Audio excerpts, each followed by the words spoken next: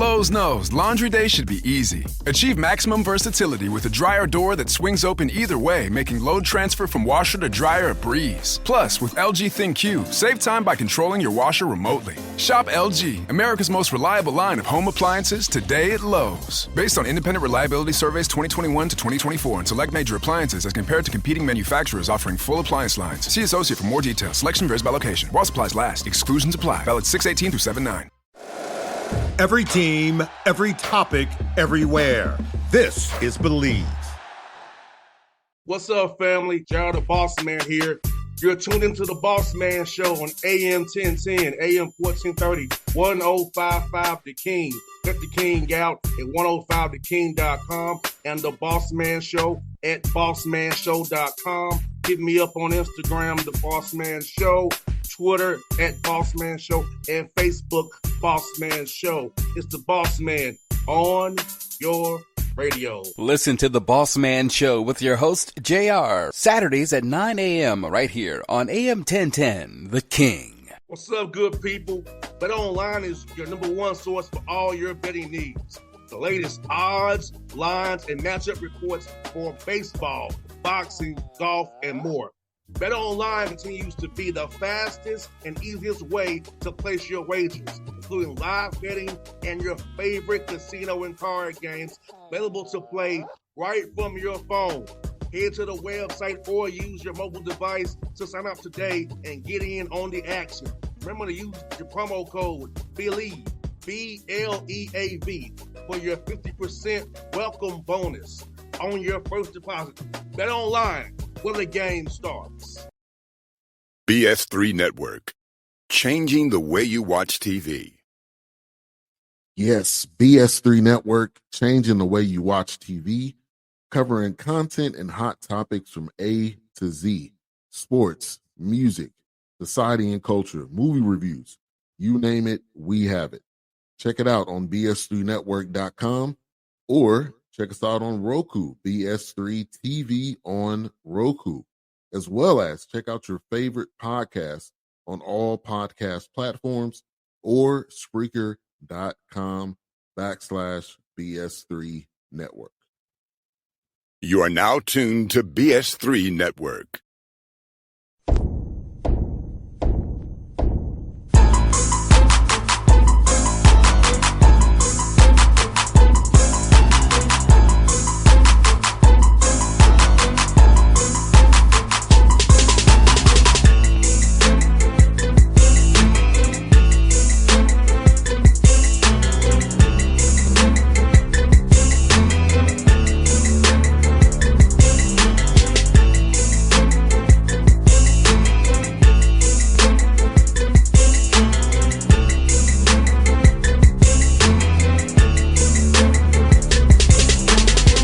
Folks, we're back at it. Cover 4 podcast with Grant Leonard, Ryan Ritter, Jason Crafty on the Bossman Show with me, Jared the Bossman, bringing you this hot topics from college basketball coaches, seeing them in a new light, laid back, about talking about X's and O's all the time. What's up, G, Ron, and Jason? What's good, you guys?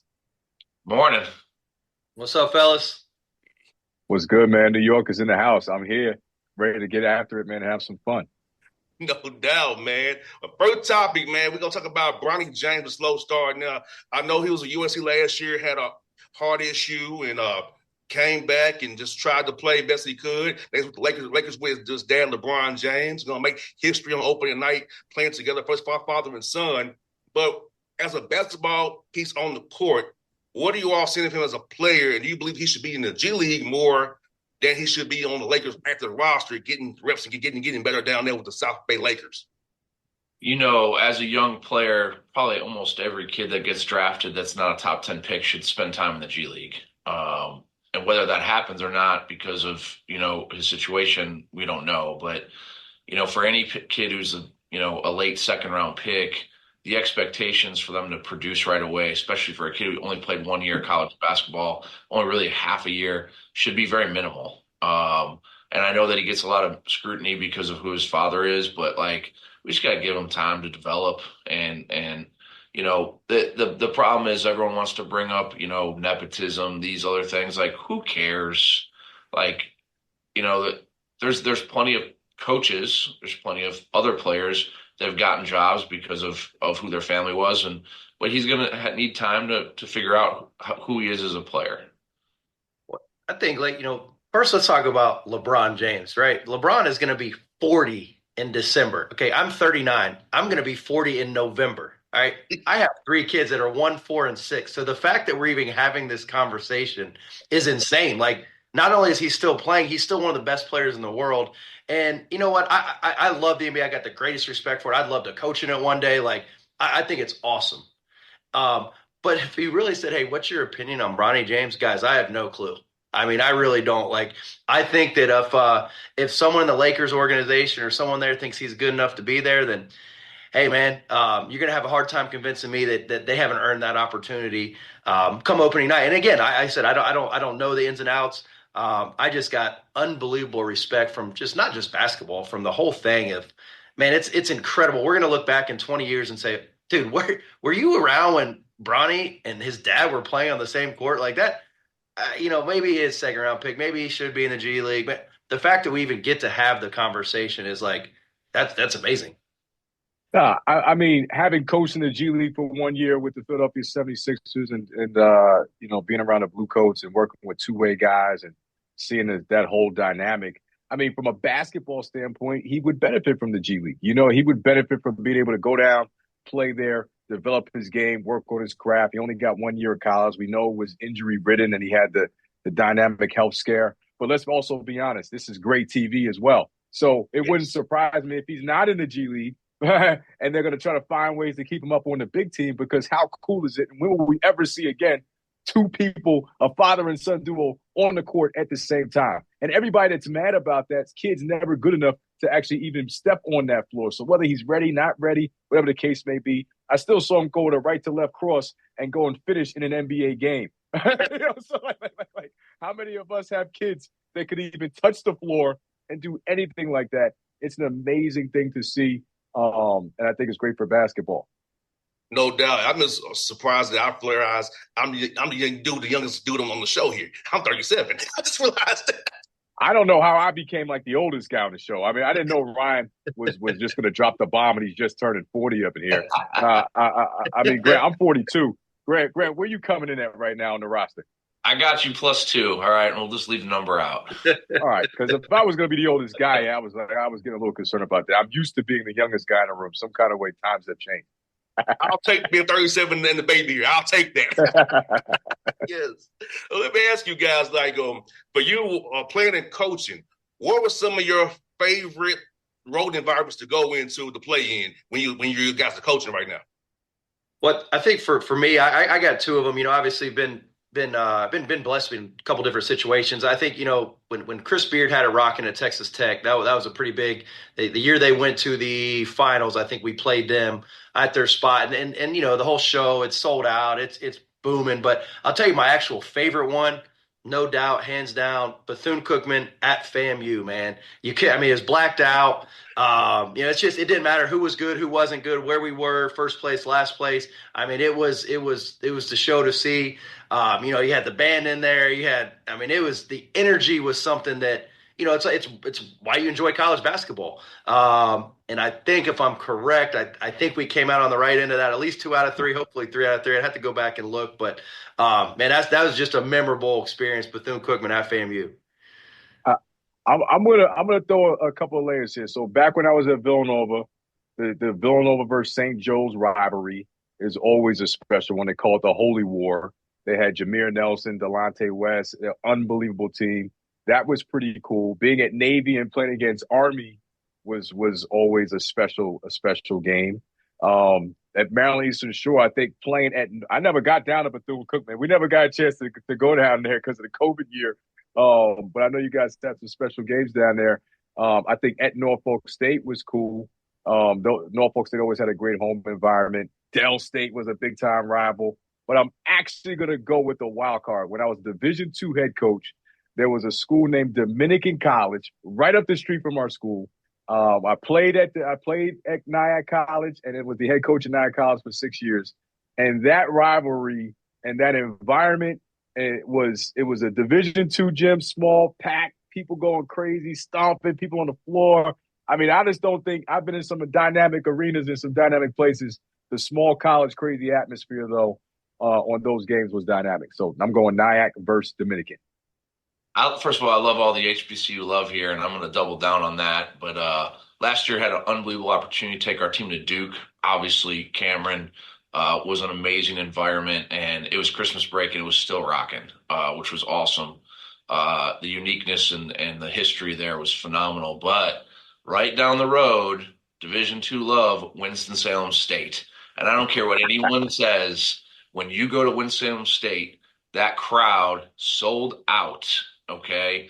The step show, the DJ, the dance team, it is unbelievable. And I don't care what anyone says, you can't hear anything.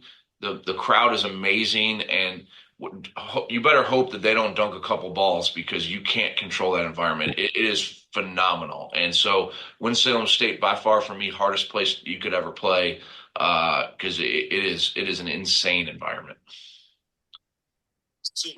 One in the OVC was Murray State. No matter who, when we played Murray State, it was going to be packed with all the fans in Murray, Kentucky. And then we played a non-conference game. Coach Al took us down to play Clark Atlanta at Epps Gymnasium. And having the DJ, the guy going, defense, seeing all those students, it was crazy. Because now Tennessee State has a big arena, but the environment's not the same. That small gymnasium, Epps Gymnasium, was on 10. It was kind of a home game for me, so I enjoyed being in that environment because I spent so much time on Clark's campus as a young man growing up. Well, I think it's funny because we've all been in like some ridiculously wild environments, and you know, and you know, all the coaches on here know when you got to play those money games. Like you just said, Grant, you played at Duke, we played at Duke, NC State, and all these, you know, places, Oklahoma and Stanford and you name it. You know, we've been there, Baylor. But it's something about those small places that they just get so loud and the people like care so bad. It's just like, it's a different type of environment, man. You got like the popcorn is like falling on you. The fans are on top of you. You know, I never played at Rutgers, coached at Rutgers as a head coach, but as an assistant coach. But Rutgers has like that kind of that combination of small college, but environment with a big college, obviously, name to it. So this year we got to go to BYU. And even though there's no alcohol involved with that situation, I heard the Marriott Center is unbelievable. So we're gonna see how that goes this year. Hey, when you play as JR, when you play as many money games as we've all had to play, you know, like, it's the whole reason people used to come to practice like, why you play music so loud in practice? Because we're preparing for all the loud and noise. It wasn't necessarily just for us to just have some beats in practice. It was like we were trying to always create like loud atmospheres, whether you're playing a money game at a high major or you're playing in one of these, you know, really intense HBCU environments with the band and the cheerleaders and we played at Morgan State one time. The Q Dog came right out and was stomping with the Timberlands. I couldn't even get to the huddle. Yes, and also one other quick thing about that, you have to make sure when you play these money games, the guys don't lose confidence. Because I remember being 4-9, 3-10, and knowing that the OVC plays what matters, not so much the money games we're playing to raise money for the school. So you can't let guys mental get messed up looking at the record, seeing 3-9, 3-10, and 4-9. No, you hit it right on the head, and I actually forgot, guys. I got to bring this up because we've all either said we've done the money game things, but I forgot, man. This was my second or third year, and you guys know we do Coaches versus Cancer, right? And so we're playing at North Carolina A&T, and we're pretty good. I think we're probably second or third in the league at this point, and it was packed in there. So, you know, I'm feeling fresh, man. It's Coaches versus Cancer. I got some Jordan 4s on in there. I walk in, I'm ready to coach, you know, and right when I walk in, got Justin Timberlake up in here. And I mean, I'm like, oh, really good one, guys. Like that. And it was all night. It was Robin Thicke. It was Justin Timberlake. It was Tom Brady. And I'm like, guys, we're a basketball game, right? And I just remember leaving that thing. I'm like, that was pretty good. And we did not fare well in that one. Probably got my couldn't coach the team, but that was probably actually the best in-game, road game experience we had. That's cool, man. That's cool. I hear that. And man, let's go to the next topic here on Cover 4 Topics. What was a unique experience for you all in your childhood. And I'll go first and tell you is that I got a World Series ring from the Braves being a bat boy in 1995 and the Olympics being a runner in 96 in Atlanta. Those are my two. Nobody wants to jump on this one? All right. I'll jump on it. So here's your favorite childhood experience. And this was probably be a funny one. So this will probably age me a little bit too. So I'm at Stony Brook University with my dad. When I was a kid, I used to like to go to see like any type of basketball. It didn't matter what it was. So it was United States Basketball League, the USBL. And I'm at Stony Brook University. JR, I think I told this on one of your episodes during the COVID year. We were like finding something to do and the season was canceled. So I'm in the stands and I'm watching. I got like this $2 program and I'm looking at the guys. I'm probably 8 or 9 years old. And it's the Long Island Surf playing against like the Brooklyn Kings or something like that. Like that was the name of the teams. And there's this one guy out there. He's like diving for loose balls. He's taking charges. He's going baseline. He's dunking on people. He's making threes. And I'm like, who is this guy? He went to like a junior college on the thing. And I'm like, who is this guy that went to community college? It ended up down the line being John Starks. I saw John Starks diving and knocking over water coolers, getting technical fouls, dunking on people, making threes, smacking the floor. And I was like, this guy's amazing. He went to community college. This guy's amazing. He's the best thing ever. How's he not in the NBA? 2 years later, he was playing on the Knicks. Man, he was a heck of a player, man. Those Bulls, Knicks, people don't know. Like, I love when young players like, Michael Jordan didn't face any competition. They have no idea what those series were like. Because growing up, I got to see it and how heated that rivalry was. And so I know how good John Starks was in those teams. He's a phenomenal player. And that's why, everyone has their own perspective when young players want to talk about who the GOAT is. And I'm like, they never saw that level, then. And so it's hard to compare the eras, but I struggle with that because they'll just say John Starks was terrible. And I'll be like, no, he was not a terrible player. He was really good. Yeah.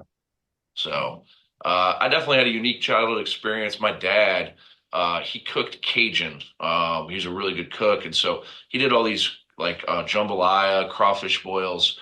And so in the neighborhood, we had a couple of Milwaukee Brewers that were young, guys that just kind of like were coming up on their rookie contracts. And they kind of placed them in our neighborhood. So all of a sudden, my dad would be having these cookouts, and the Milwaukee Brewers, like half their team would be over. And my dad became really friendly with Pat Listash, who ended up winning the '92 Rookie of the Year. And so I got Pat Listash in my backyard giving me hitting lessons. And then next thing you know, I'm at a Little League game, like a big Little League game, and there's Pat Listash and John Jaha and BJ Surhoff at my Little League game, and all my teammates are like, who are those guys? I was like, I don't know. But I really did know, but I just was trying to be humble about it. But it was really unique growing up and having the young Brewers around and then kind of getting to go to games and hanging out in the family section because they treated me like I was family. But more importantly, get to see their everyday experience. Like they hated doing autographs, but they'd sign them, right? And they'd try and sign them all at once. And so once I saw that, I never asked for an autograph again. And it's just unique seeing those guys, how they worked and then how they approached their daily lives. And it really was impactful for me. And I was so fortunate and I appreciate that. And, full circle forward, Pat Listash is now the AAA coach here in Charlotte. And so he's right around the corner. So we got to reconnect, which was awesome. No, that's pretty cool. Do you see Pat much at all or no? Yeah, I'm just trying to not bother him, go grab coffee or whatever. And I told him just how much I appreciated how his family treated me. So that was really, really, neat. And they wanted to like the media for the AAA team, they wanted to film it. And I was like, nah, I don't want to do that to Pat. So, but it was cool getting to see him again. That's awesome. So most of you guys know, I think all you guys know, my dad's still a college basketball coach. He's a Division II coach down in Florida. So I pretty much grew up in Florida, but I was born in Kentucky. And, like if you're born in Kentucky and you don't like basketball, like I think they like kick you out of the state. Like you can't be there. So my dad was actually an assistant at Berea College when I was born, which is about an hour south of Lexington. It's a D3 school now. It was NAIA back then, but he was there as a player. Ended up staying there for 12 years as an assistant. Well, when I was born, they didn't really have like assistant coaches that had salaries. So my dad lived on campus as a dorm director. So him and my mom, actually, when me and my sister were born, we lived in the dorms my first 4 years of life. So I was like, think about this though. You're a 4-year-old kid, right? And I thought it was the greatest thing ever. So like I get out of the dorm, I go out in the front little patio and everyone's walking through and I got my baseball bat. I'm like, hey, you guys want to throw to me? So like the baseball players would come by, they'd pitch and I'd hit balls. And then the basketball players would come by and be like, hey man, I got my little Fisher Price hoop. Like y'all want to hoop? And so then I'd play one-on-one with the basketball guys. And at the time, like, I don't know, I think this is the greatest thing ever. I got my little four-wheeler Jeep. I'd roll around campus. And so when we moved when we were 4, they're like, all right, we're moving to Florida. And I just thought it was a disaster that I had to move out of a dorm to go live in a nice little house in Florida. But I don't remember all the details of it, but I do remember when I was almost 5 and I just thinking every day I just thought my best friends were coming to come play with me. But little did I know my mom and dad were dorm directors and we were living for free on campus just so he could try to coach basketball. So that was pretty unique. I wish I would have probably embraced it more at the time, but pretty cool little grown up story. Man, that's cool. Trust me, I had to run a dorm for 2 years at Texas Pan American. It is a unique experience living in the dorm when you're a grown up. I can just tell you that. Yes, 1,000%. 1,000%. That'll be what's now, is that now UTRGV now, G? Yes, it is. That's what I thought it was. Yeah, man. So yeah, we go. Yeah, that's what's good right there, guys. Let's try this topic here, man. We'll go to G first in this one. What's your favorite throwback vintage logo or jersey, man? Oh, it's no doubt it's the old school Milwaukee Brewers jersey with the gloves. Those are iconic, and I grew up with it. And they went away from it for a little while. I don't know why, but they come back to it now, and those jerseys sell better than the normal ones. So for sure, it's the old school Milwaukee Brewers. I'm going Pistons Grant Hill era. I like the teal jerseys. I remember them being specific when I went to the Basketball Hall of Fame. I fell in love with it, and I was like, man, Detroit Pistons, Grant Hill, teal jerseys. Need a couple of those. Chicago Bulls throwback. The number Pinstripe? 23. Michael Jordan, the classic Bulls red jersey, color red. Yep. Black numbers. Yeah. I'm gonna go with this one. The Orlando Magic's first set with the old ones with the Orlando on it with the star, the Magic and the blue pinstripe. That set was classic for life because I shouldn't say this as being a Hawks ball boy at the time. I was a closet Magic fan as a kid, so I love the uniform, the black, the white, and the blue. I love the uniform the Magic had. So I'm gonna go with the Magic on that one. Hey, little shout out to Tampa getting hit by the hurricane right now, but those old school Tampa Bay Buccaneers jerseys with the cream and orange, man, that was real. Yeah, like good books. Yes, they were. Old Tampa Stadium. And we got time for an overtime topic, guys. Halloween's coming up here, Halloween costumes. I'll go first on this one. I was Zorro in 1996 and won a contest as being Zorro. And we had a dance contest as well, and I won that as well. And I got a big old light up pumpkin that I don't know what I could do with it. It was just in the way. My prize. And I was Zorro in 97. That's what my favorite costume was that I won that contest with in 96. I want to come on. I'm struggling over here, man. I'm gonna I'll probably be Batman. Ritter, what you got?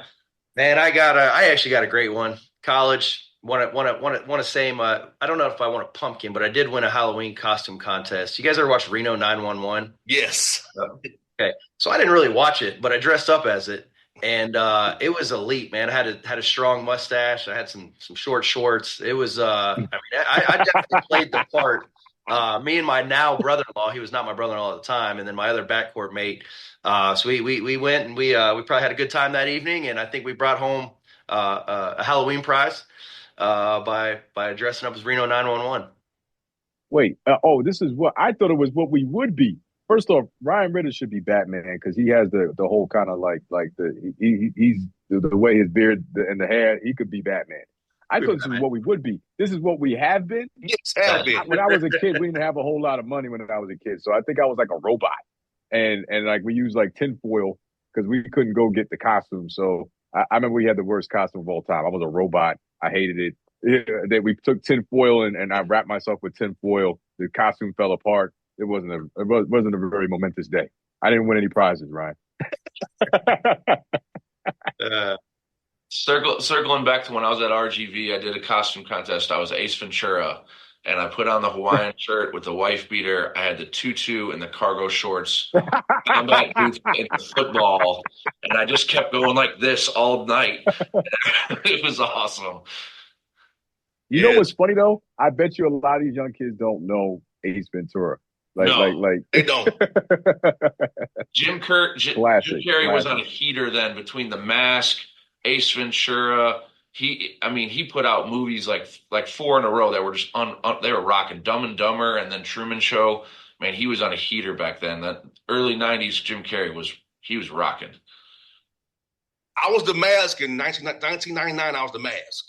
That was one of my costumes. 99 I was The Mask, so I had it going, man. So my mom loved Halloween, so she made sure she got me all the different costumes because my mom loved to dress up. My mom is an AKA, so they let those Divine Nine women love their costumes. Yes, sir. Now, hey, folks, cover 4th of October. We'll see you in November. Hope you enjoyed this. We'll be back down the pipe. BS3 Network. Changing the way you watch TV.